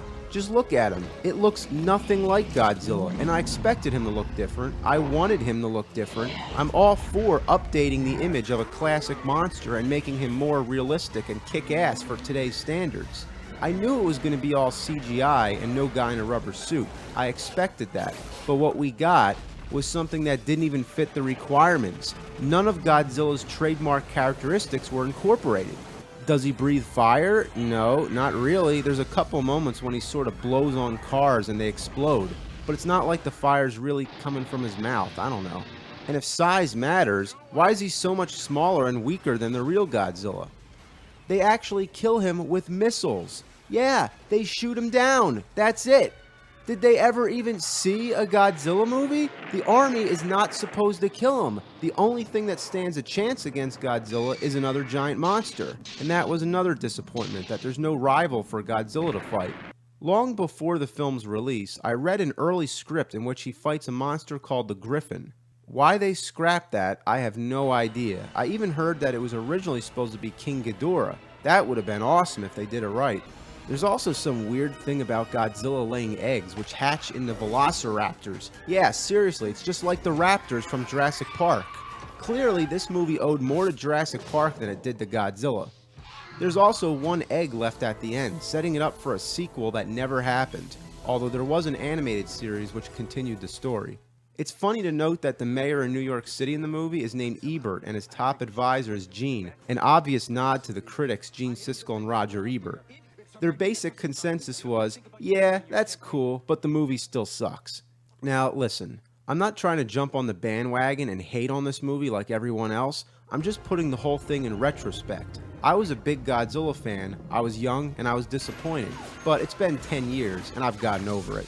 I've given the movie a second watch, and for what it is, it's not bad. I mean, it's not high-class entertainment. It's a monster movie. It's popcorn entertainment. I feel as if the same problem occurred with Independence Day. It was an entertaining movie, but a lot of people hated it, and I don't understand what they were expecting. It's about aliens that come down and blow shit up. That's it. If you wanted something more, like the meaning of life, you're not going to get it. But the problem with this movie is that they called it Godzilla. It was a chance to introduce the monster to Western audiences, but instead, they made something completely different that might as well have been a remake of The Beast from 20,000 Fathoms. It followed the basic idea of a giant reptilian creature, but it could have been almost anything. The name Godzilla was slapped on it just for marquee value. They were interested in the name and not the actual character. Two simple things. He breathes fire and he's indestructible. Some people have said, well, that was too unrealistic and they were trying to make a more serious approach with this one. But that's horse shit. That's like trying to make Spider-Man realistic and not allowing him to shoot web. It doesn't matter if it's realistic or not, that's a time-honored trademark of the character. Spider-Man shoots web, Godzilla shoots fire. This is not Godzilla. In fact, Toho officially renamed the monster Zilla. They even make a reference to it in the movie Godzilla, Mothra, and King Ghidorah Giant Monsters All Out Attack. Early in the film, when they're discussing the history of Godzilla, they mention that in 1998 a monster attacked New York City. The Americans think it was Godzilla, but it really wasn't. And later, in Godzilla Final Wars, there's a brief cameo where Zilla fights Godzilla and basically gets annihilated with one single blast of his nuclear breath. Too bad Zilla didn't have nuclear breath. Bottom line, Godzilla 1998 should officially be renamed Zilla. It's not worthy of God, it's just Zilla. And even that sounds too much like it. It's Cinemassacre's Monster Madness Godzilla-thon. In 1995, Toho killed off Godzilla. In 1998, TriStar raped the name. But then, in what seemed like retaliation, Toho countered back with a new movie that was basically what the American version should have been. It was like a can of air refresher after someone took a nasty shit. It was the first Godzilla movie to be released theatrically in the US since 1985. For many American audiences like myself, it was the first time having the opportunity to see a real Godzilla movie on the big screen. For the fans, it was a miracle, but for the general public, it seemed to get overlooked. People were confused, thinking it was a sequel to the American version, but we knew it was the real deal. Again, it was sort of a remake, a kickstart to a new series. We assume that it ignores previous installments in the franchise. Godzilla's new look was pretty cool. They made him look different, but kept the overall impression. See, that's how it should have been done. There's a shot where Godzilla's running in the background, which is kinda interesting. But there's also some pretty bad ones. Though most of the time Godzilla's a rubber suit, there's some shots where he's computer generated, and those moments really contrast with the rest of the film and they look awful. Sometimes it just looks better when there's really something in front of the camera. As far as the plot goes, it's nothing special. There's a team of people who ride around and try to find Godzilla. They're called the Godzilla Prevention Network, like they're forecasting a storm. Of course, the army comes in to try attack Godzilla. We've never seen that before. As redundant as that is, it's like a tradition. You gotta have the army scenes. But what makes the movie so great is Godzilla's opponent. To begin with, it was a surprise because going into the movie, we didn't really expect him to fight another monster this time, because with remakes, Godzilla's always been solo. But this monster doesn't even reveal itself until the end of the movie. It starts as a UFO, which looks like a flying whale turd. In the final fight, the UFO extracts Godzilla's DNA and then morphs into the monster we call Orga. Orga is one of the most unique of his enemies to date. Probably the last new enemy of Godzilla that was actually pretty cool. He's so big, he's actually able to swallow Godzilla, or at least partially devour him like a snake eating a rat. But uh-oh, that was a bad idea. Oh! Good stuff. Nothing more or less than what you'd expect, but it was just a nice treat to be able to see Godzilla in the theater in the year 2000 and have such a quick reparation from the disaster of 2 years ago. Actually, in Japan, it came out in 1999, only a year after the American version. It couldn't have been any quicker.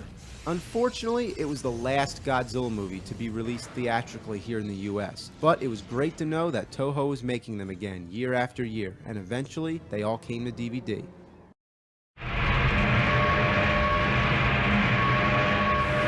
It's Cinemassacre's Monster Madness Godzilla-thon.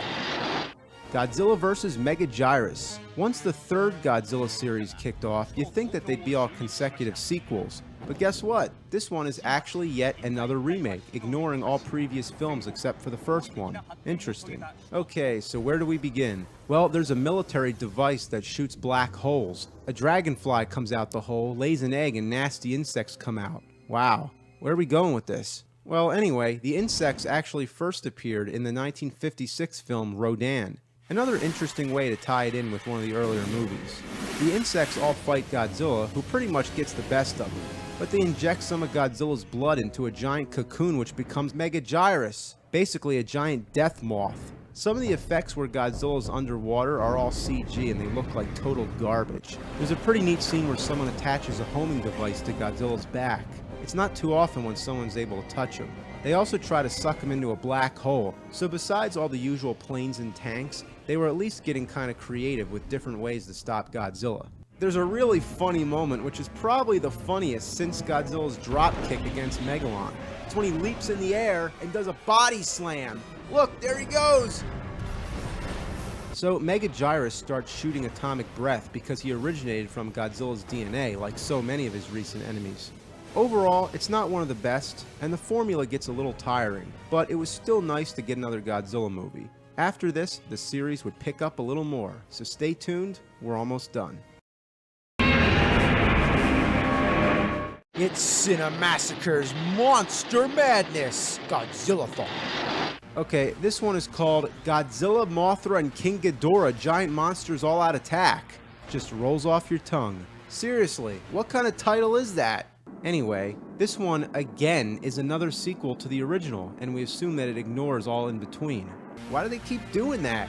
Godzilla's given a new look again, this time looking more like the classic Godzilla, but with blank white eyes. Now, as one would expect from the title, Mothra and King Ghidorah are present, but there's also Baragon. Why did he get left out of the title? Was it too long for just one more? Baragon first made his appearance in Frankenstein Conquers the World, and he also made a brief appearance in Destroy All Monsters. He was supposed to have more scenes where he was attacking Paris, but they replaced him with Gorosaurus. Then, he was supposed to be in the original Godzilla vs. Mechagodzilla, but they replaced him with Anguirus. Now, he finally gets a big part in another movie, and they don't even put him in the title. Bottom line, nobody gives a shit about Baragon. There's also a monster from the Gamera series called Barugun that shoots rainbows out its back. That's Baragon and Barugun. Get it right. They're two totally, completely different things. They just happen to look almost identical and have basically the same name.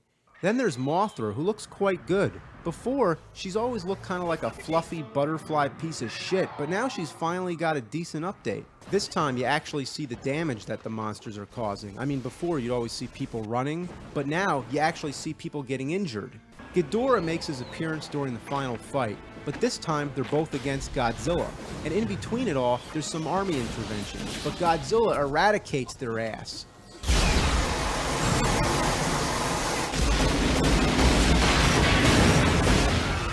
Man, you don't fuck with Godzilla. He takes on everybody.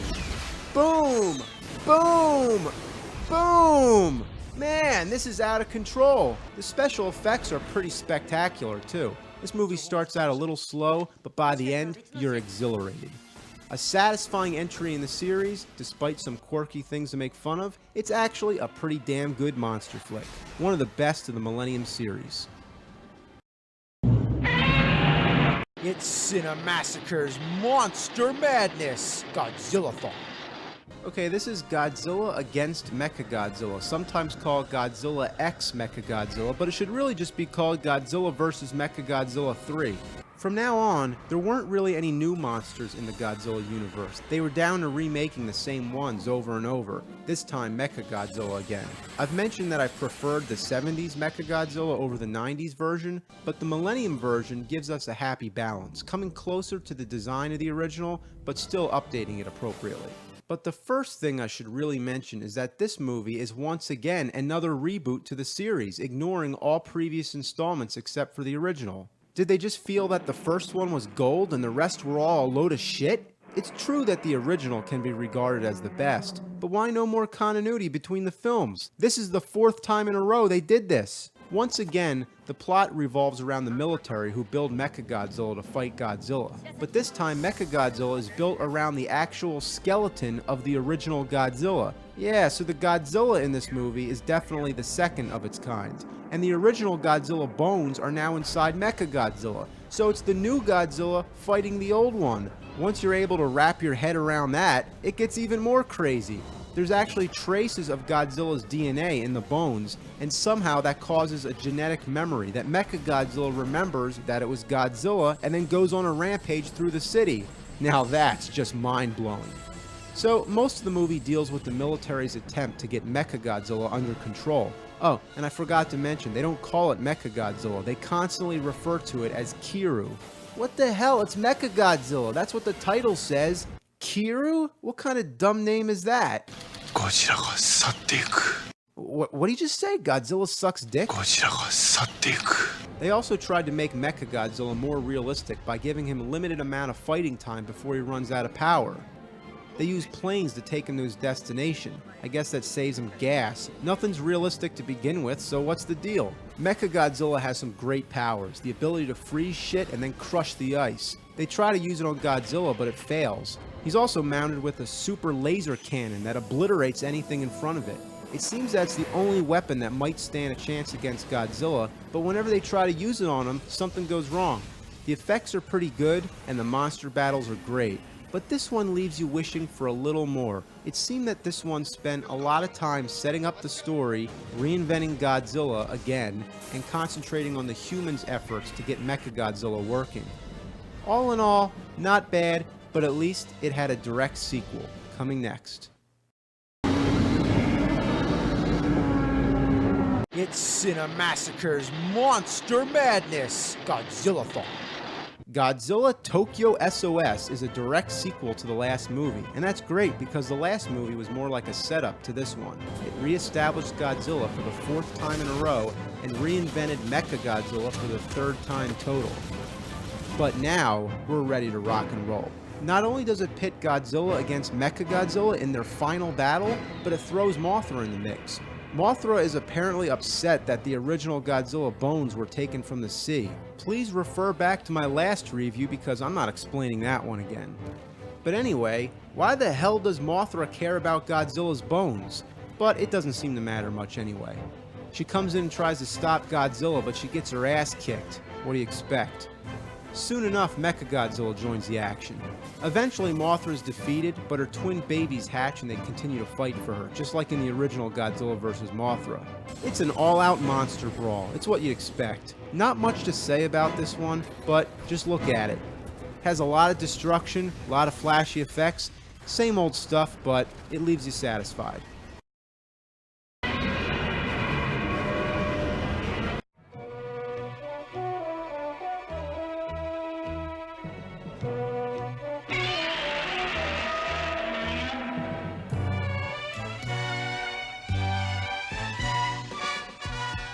Godzilla Final Wars.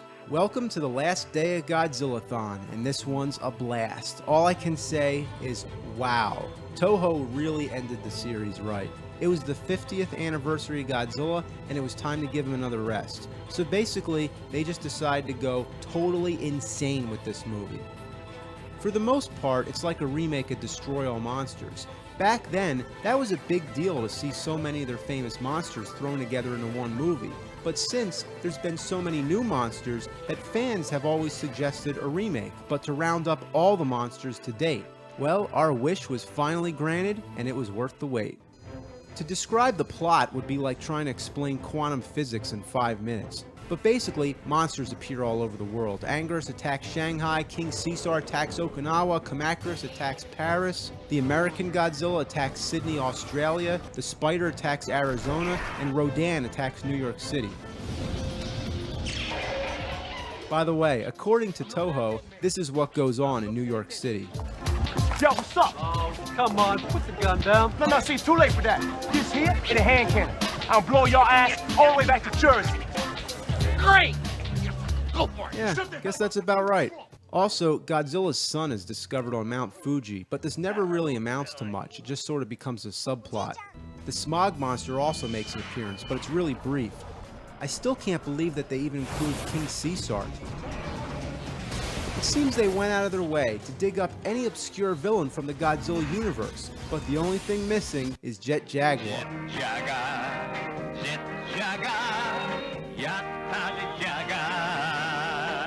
Even the sea monster Ebra makes an appearance. Mutant soldiers engage the monster on foot and actually take him down with handheld weapons.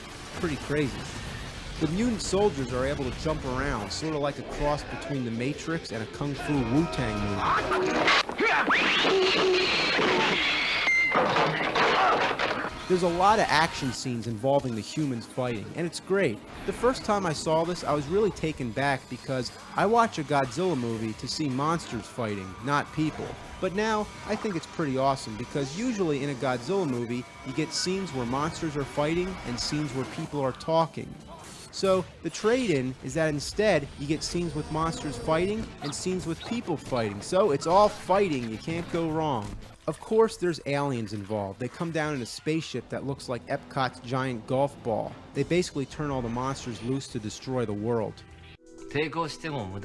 Resistance is futile? Like in Star Trek? Resistance is futile. They bring out Gigan, probably one of the greatest of Godzilla's enemies, and he hasn't been seen since the first series. So, the humans free Godzilla from the ice to fight the monsters. So, Godzilla's going around blasting the fuck out of the other monsters, almost like the killer in a slasher flick. Just walking around nice and slow, butchering everybody in his path. Nobody even hurts Godzilla, he's fucking invincible. Just one by one, bam! Just taking them all out. American Godzilla, watch him go. Oh, murdered. Just fucking murdered. He just destroys everything. And that's what we fucking like. There's also a team led by this guy with a mustache who reminds me of Sergeant Slaughter from G.I. Joe. He's a tough motherfucker. The whole thing is just crazy. I can't even do it justice. There's a scene with a swarm of alien ships going to battle like Star Wars. A pilot has to fly to the center of the mothership and take down the shields. There's kung fu fighting and monsters battling. It's all happening at the same time. A meteor comes down to Earth, revealing itself as Monster X. Yeah, the first new monster in a while, but maybe not. Anyway, the aliens repair Gigan, now with new weapons, and they send him to join the battle. But then Mothra shows up to help, and in the middle of all this, there's still all that kung fu shit going on. So Mothra gets killed, Gigan gets killed, and then it's just Godzilla against Monster X. But wait. Oh, here it comes. Oh yeah, it's Ghidorah. And how fitting is it that the last Godzilla movie puts him up against his most classic adversary? The whole thing is brilliant. If you're willing to let reality fly out the window and just sit back and enjoy a wild flick, then give this one a watch because it kicks ass. Now, instead of killing Godzilla this time, they just let him swim off into the ocean with his son. This pretty much tells us that they're just taking a rest, and sometime they will return. Now, what's for the future of Godzilla? Well, we know for a fact that the giant monster movie genre is still going strong. Cloverfield took the idea and it did something a little different with it. This time, focusing more on the people rather than the monsters. It's also neat for us Western audiences to see a monster attack more recognizable places like New York City. This was a full 10 years after the American Godzilla attacked New York City. Now it seems Toho is already starting to bring Godzilla back. He just made a cameo in the film Always Sunset on 3rd Street 2. It's only a short dream scene, but like in Cloverfield, it focuses on the people more. Godzilla's only seen for a brief moment, and he's all CG. But it was pretty well done, and it was great to see him make a comeback so soon. And a new 40-minute Godzilla movie in 3D and IMAX is slated for release in 2009. It's only a step away, and my guess is that it won't be too much longer before Godzilla makes a full comeback. I hope he fights King Kong again, or Gamera. That would be awesome. Godzilla versus King Kong versus Gamera would have the fans line up around the globe. So, that's it. Godzillathon is finally over. No more! I'm sick of Godzilla! I hope you enjoyed it and found it informative. If you're interested in seeing any of these movies but don't know where to begin, you'll have to judge for yourself, but I can at least give you my own recommendations. Here's my own top 10. Number 10, Ghidorah the Three-Headed Monster. Number 9, Godzilla vs. Destroyer. Number 8, Godzilla Tokyo SOS. Number 7, Godzilla vs. Mechagodzilla, the original. Number 6, King Kong vs. Godzilla. Number 5, Godzilla vs. Mothra, the original. Number 4, Godzilla, Mothra, and King Ghidorah Giant Monsters All Out Attack. Number 3, Godzilla Final Wars. Number 2, Godzilla vs. King Ghidorah. Number 1, Godzilla, the original. That's it for this year's Cinemassacre's Monster Madness. Maybe next time I'll do more horror films because there's plenty that I didn't get to last year. So thanks for watching. See you next time. Sayonara!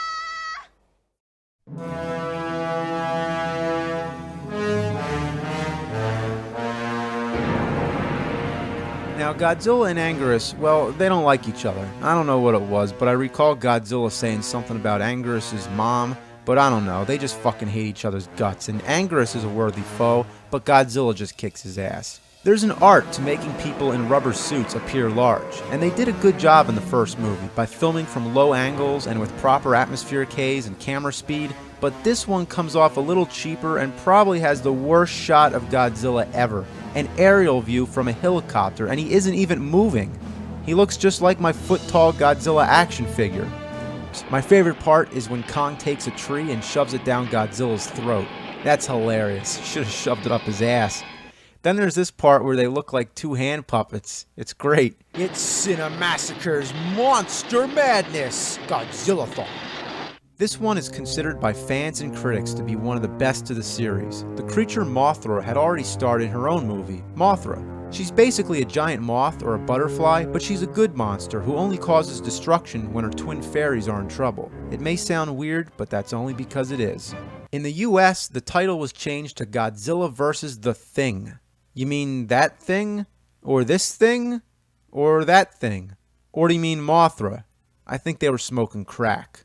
Now, throughout the film, Martians control the mind of a princess and use her voice to speak to the people of Earth and warn of the monster crisis. Meanwhile, there's assassins trying to kill the princess, so why couldn't the Martians choose somebody who's not a target? Godzilla and Rodan spend the whole movie fighting, further proof that Godzilla can't get along with anybody. This is my favorite part right here. Watch, it's the dick drop. Oh, that's gotta hurt. Also, when Rodan yanks on his tail, it's like his head is connected to every movement. The people of Earth agree to let them borrow Godzilla and Rodan to help battle Ghidorah, so they transport the two of them to the surface of Planet X to fight. It's pretty awesome because it's the only Godzilla fight to happen somewhere other than Earth. Their first match here is a victory and Ghidorah retreats. Oh my god, what the hell is he doing? This victory dance is one of the most famous moments of the whole franchise because it has no purpose in the film and it's completely ridiculous.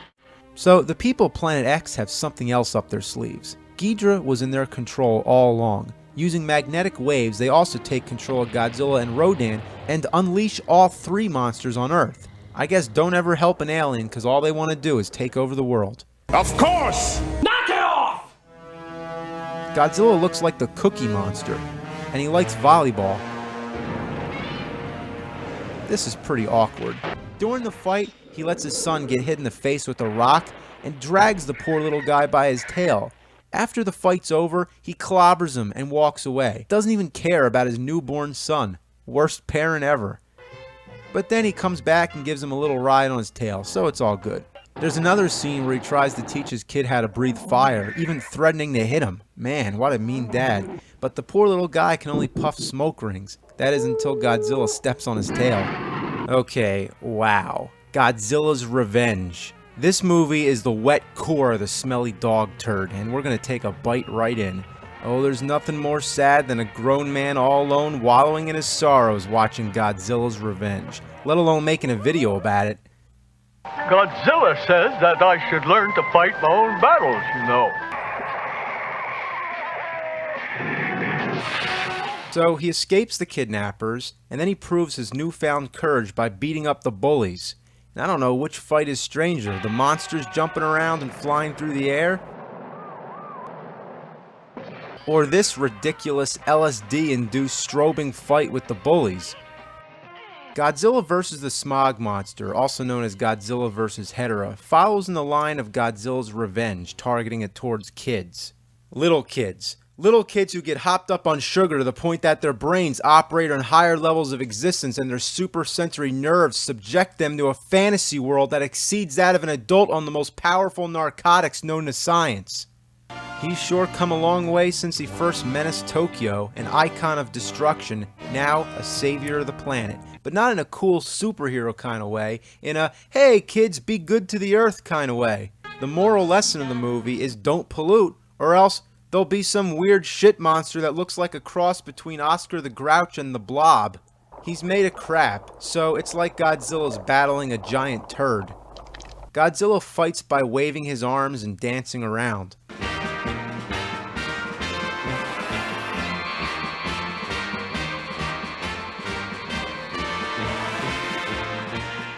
Even the chapter on the DVD menu says something you don't see every day. I agree. Godzilla vs. Gigan. Oh boy, this one just tips the crap scale. It's a shit fest that has to be seen and be believed. I think it stinks. When it was released in the US, they changed the title to Godzilla on Monster Island, even though only a few seconds of the movie actually takes place on Monster Island. That's like calling Indiana Jones and the Temple of Doom Indiana Jones in Shanghai, but even that's being generous. When are they going to learn that planes can't kill giant monsters? It never worked before, so why would it work now? The monsters start talking. Hey, Carmilla! What do you want? Something funny going on. You better check. Oh, yeah. Hey, Aquila, come on.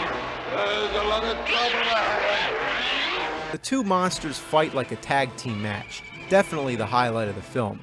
But its repeated use of stock footage wears old, and so does the Godzilla costume. It's been used in so many films that you can actually see it falling apart. Look at the arms. I can deal with that, but would it have been too much trouble to keep the famous Godzilla roar from fucking up? You gotta be joking, what happened? Sounds like somebody playing with a record, and if that's not enough, Godzilla bleeds. Come on, Angerus, don't step in the saw, you dumb shit.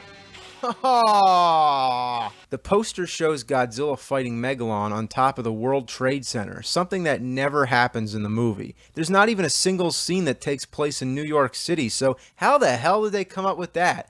Also, not to mention, it would be physically impossible given the size of the monsters. Sure, King Kong could do it, but Godzilla's taller than the building itself. But the one reason why this movie stands out from all the rest is because of Jet Jaguar, a flying robot that changes size. I don't even need to say any more. You look at him and just laugh. Then the best moment of all, a priceless gem of cinematic entertainment that defies any law of reality that could possibly exist. Everybody in the world needs to see this. Watch.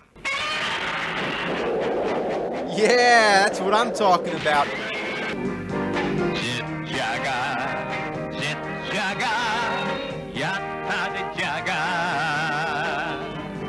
Before the rematch, we introduce a bonus monster, a lazy one I might add, because it only wakes up if you sing to it.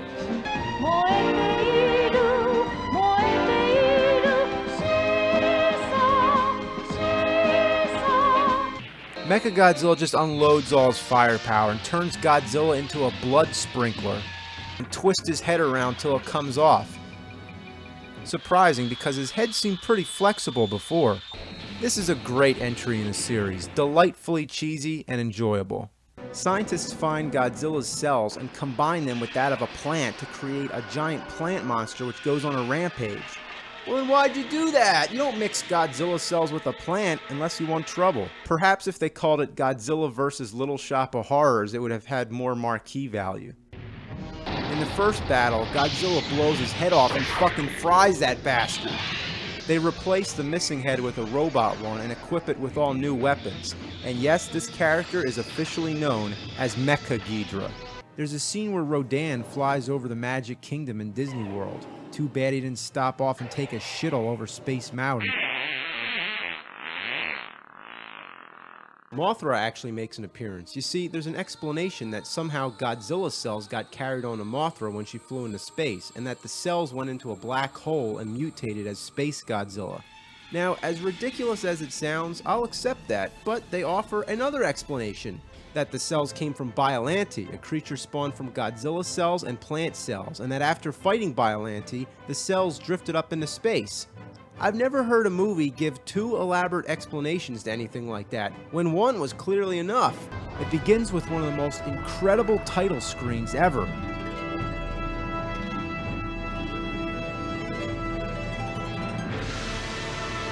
That's awesome.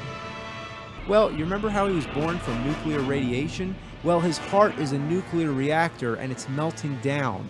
That's the actual explanation in the movie. I'm not kidding. The name of the monster, surprisingly, isn't Destroyer. It's Destroyer! Yeah, that's the official name. Destroyer! Destroyer! But what we got was something that didn't even fit the requirements. None of Godzilla's trademark characteristics were incorporated. They actually kill him with missiles. Yeah, they shoot him down. That's it. There's also some weird thing about Godzilla laying eggs, which hatch into velociraptors. Yeah, seriously, it's just like the raptors from Jurassic Park. Clearly, this movie owed more to Jurassic Park than it did to Godzilla. But the problem with this movie is that they called it Godzilla. In fact, Toho officially renamed the monster Zilla. They even make a reference to it in the movie Godzilla, Mothra, and King Ghidorah Giant Monsters All Out Attack. Early in the film, when they're discussing the history of Godzilla, they mention that in 1998, a monster attacked New York City. The Americans think it was Godzilla, but it really wasn't. And later, in Godzilla Final Wars, there's a brief cameo where Zilla fights Godzilla and basically gets annihilated with one single blast of his nuclear breath. Too bad Zilla didn't have nuclear breath.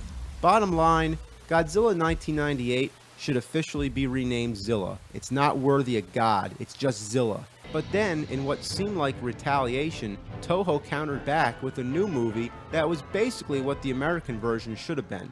It was like a can of air refresher after someone took a nasty shit. He's so big, he's actually able to swallow Godzilla, or at least partially devour him like a snake eating a rat. But uh-oh, that was a bad idea.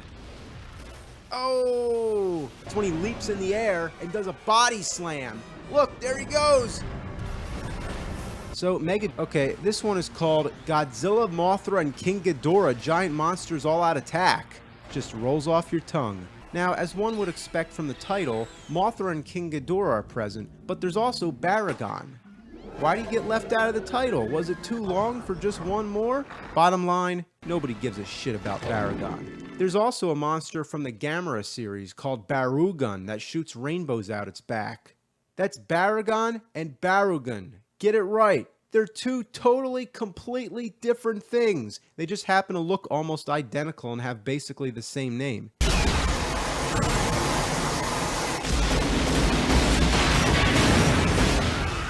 Man, you don't fuck with Godzilla. He takes on everybody. Boom! Boom! Boom! Once again, the plot revolves around the military who build Mechagodzilla to fight Godzilla. But this time, Mechagodzilla is built around the actual skeleton of the original Godzilla. Yeah, so the Godzilla in this movie is definitely the second of its kind. And the original Godzilla bones are now inside Mechagodzilla. So it's the new Godzilla fighting the old one. Once you're able to wrap your head around that, it gets even more crazy. There's actually traces of Godzilla's DNA in the bones, and somehow that causes a genetic memory that Mechagodzilla remembers that it was Godzilla and then goes on a rampage through the city. Now that's just mind-blowing. By the way, according to Toho, this is what goes on in New York City. Yo, what's up? Oh, come on, put the gun down. No, see, too late for that. This here and a hand cannon. I'll blow your ass all the way back to Jersey. Great! Go for it. Yeah, guess that's about right. The first time I saw this, I was really taken back because I watch a Godzilla movie to see monsters fighting, not people. But now, I think it's pretty awesome because usually in a Godzilla movie, you get scenes where monsters are fighting and scenes where people are talking. So, the trade-in is that instead, you get scenes with monsters fighting and scenes with people fighting. So, it's all fighting, you can't go wrong. Of course, there's aliens involved. They come down in a spaceship that looks like Epcot's giant golf ball. They basically turn all the monsters loose to destroy the world. Anyway, the aliens repair Gigan, now with new weapons, and they send him to join the battle. But then Mothra shows up to help, and in the middle of all this, there's still all that kung fu shit going on. So Mothra gets killed, Gigan gets killed, and then it's just Godzilla against Monster X. But wait. Oh, here it comes. Oh yeah. It's Ghidorah. And how fitting is it that the last Godzilla movie puts him up against his most classic adversary? It's Cinemassacre's Monster Madness, Godzilla-thon.